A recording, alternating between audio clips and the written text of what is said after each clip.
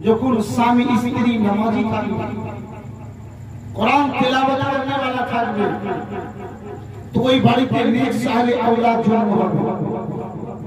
আর স্বামীও যদি ডরামা বাজ হয়ে গেল, স্ত্রীও ডরামা বাজ হয়ে গেল, ওই বাড়িতে কখনো বরকত হবে কি?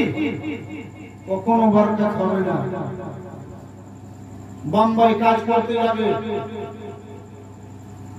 নামাজি মানুষ নামাজ পড়বে, বোম্বাই কত কষ্ট হয়, সিমেন্টের বস্তা নিয়ে মাথার উপরে 60 কেজি উঠছে সিঁড়ি, আর মাথার প্রত্যেকটা চুল থেকে পাসিনা বের হয়ে জুতোতে চাপাক চাপাক করছে, করে নাই ভাই?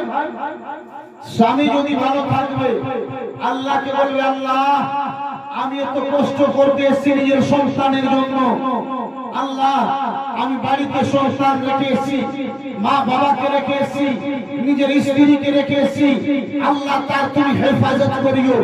স্বামী ওই দিক থেকে গাড়ি চালাবে, ধোয়া করবে, ওই দিকে সিমেন্টের বস্তা ধুইবে, ধোয়া করবে, আর স্ত্রী এই দিকে রাত্রির বেলাতে সারা দুনিয়া ঘুরিয়ে যাবে, মশাল্লা বিছিয়ে দিবে।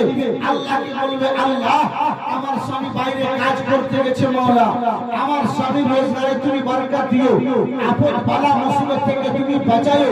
আল্লাহ তুমি হেফাজত থেকে নিয়ে গেছে, আল্লাহ হেফাজত থেকে বাড়ি ফিরিয়ে যায়।